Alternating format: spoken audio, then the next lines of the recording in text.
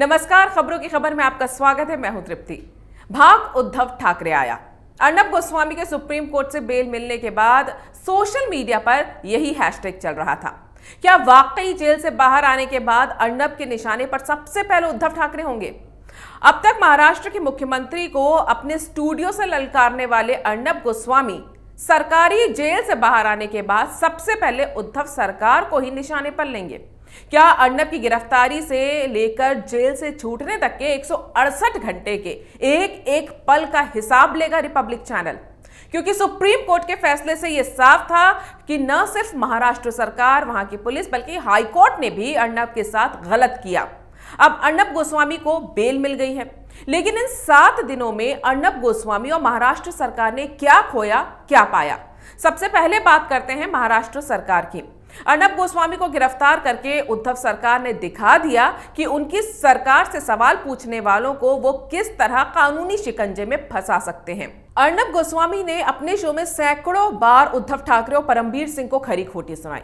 चाहे पालघर साधुओं की लिंचिंग का मामला हो, सुशांत सिंह राजपूत की मौत का मामला हो, दिशा सालियान की आत्महत्या की जांच का मामला हो, या फिर टीआरपी केस में फंसाने की चाल का मामला हो, उद्धव सरकार ने एक पत्रकार को दबाने के लिए विशेषाधिकार हनन से लेकर एक बंद हो चुके केस की फिर से फाइल खोलकर यह दिखा दिया कि राज्य में उनकी ताकत कितनी है और पुलिस पे उनका नियंत्रण कैसे चलता है।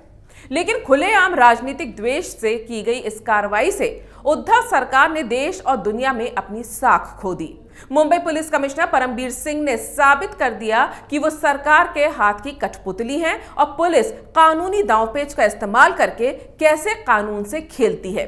इस हरकत से जनता को उन पर रिपब्लिक टीवी के लगाए गए तमाम आरोपों पर भरोसा हो गया।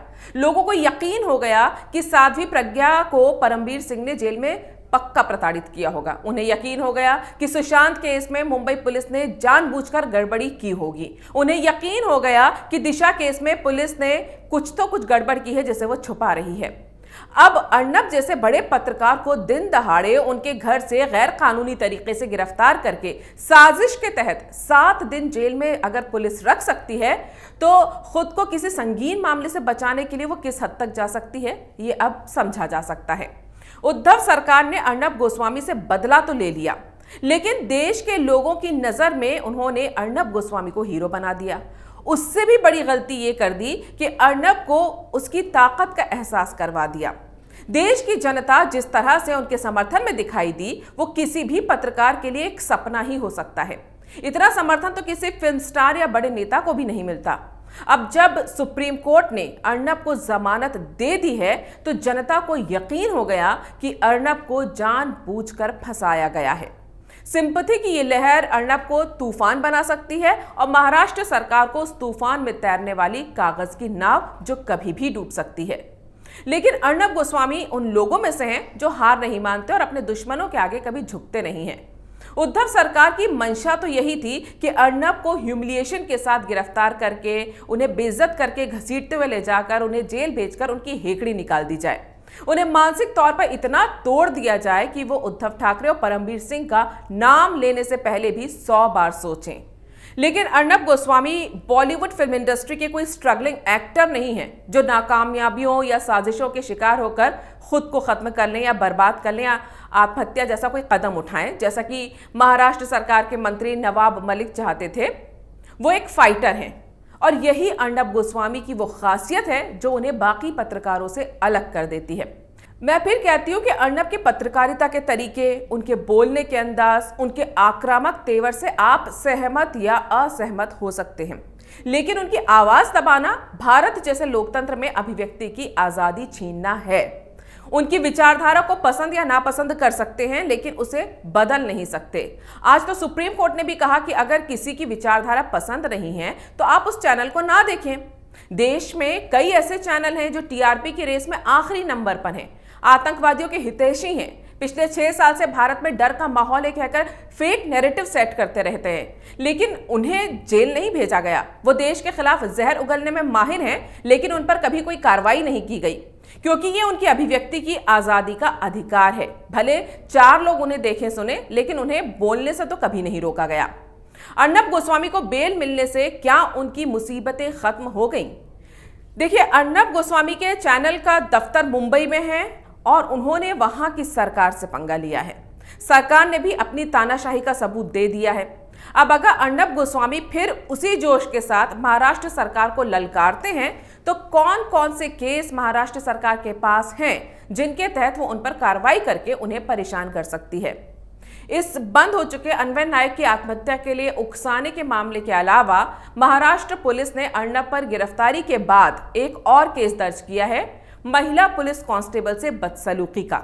यह आरोप है गिरफ्तारी के दौरान एक महिला पुलिसकर्मी को असॉल्ट करने का, जिसमें अर्नब के साथ उनकी पत्नी और उनके बेटे को भी आरोपी बनाया गया है।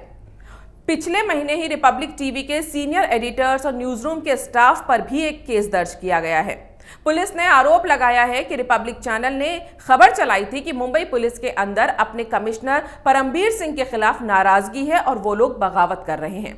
एफआईआर में पुलिस अधिनियम 1922 की धाराएं शामिल हैं, जिसमें रिपब्लिक के सीनियर एडिटर्स और न्यूज रूम के कर्मचारियों को पुलिस बल के सदस्यों को उकसाने का प्रयास और मुंबई पुलिस को बदनाम करने का दावा किया गया है। इसके अलावा टीआरपी स्कैम में खुद मुंबई पुलिस कमिश्नर ने प्रेस कॉन्फ्रेंस करके रिपब्लिक टीवी का नाम लिया। हालांकि एफआईआर में रिपब्लिक का नाम ना होने का दावा चैनल ने किया है, लेकिन जिस तरह से हंसा रिसर्च ने मुंबई पुलिस पर आरोप लगाए हैं कि उनके कर्मचारियों को पुलिस जबरन रिपब्लिक टीवी का नाम लेने का दबाव बना रही है, उससे लगता है कि साजिशों के तार यहां भी काफी गहरे हैं। अप्रैल में पालघर साधुओं की लिंचिंग के मामले में पहले तो मुंबई पुलिस ने रिपब्लिक टीवी की कवरेज को लेकर सांप्रदायिक सौहार्द बिगाड़ने के आरोप के तहत नो कॉज नोटिस भेजा था।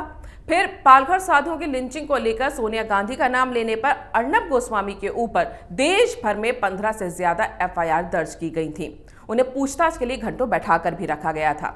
इसके अलावा कोविड के पहले लॉकडाउन के दौरान अप्रैल के महीने में ही मस्जिद, जो मुंबई में एक मस्जिद है, उसके पास माइग्रेंट्स की भीड़ इकट्ठी होने पर सवाल उठाने पर पुलिस ने अर्नब के खिलाफ सांप्रदायिक सौहार्द बिगाड़ने के आरोप में एफआईआर दर्ज की थी।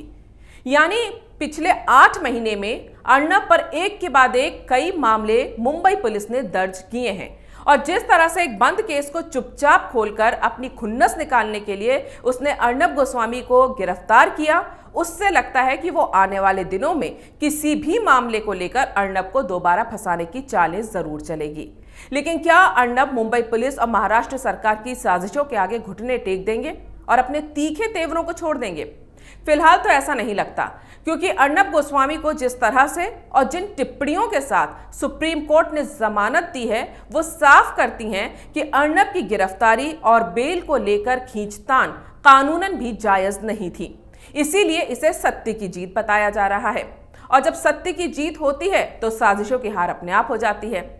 अब जब अर्नब के विरोधी उनके जेल जाने पर ताने मारेंगे, तब वो सुप्रीम कोर्ट के इस फैसले के एक एक शब्द उनको अपने ही अंदाज में चीख चीख कर सुनाएंगे। तो ये तो तय है कि जेल और बेल के इस खेल में अर्नब गोस्वामी को नुकसान से ज्यादा फायदा हुआ है। उन्हें न सिर्फ जनता की सहानुभूति मिली है, बल्कि उनकी खबरों को लेकर लोगों के बीच विश्वसनीयता भी और बढ़ गई है। एक पत्रकार को इससे ज्यादा और क्या चाहिए? अगर आपको ये वीडियो पसंद आया है तो इसे लाइक करें, शेयर करें और कैपिटल टीवी को सब्सक्राइब करें।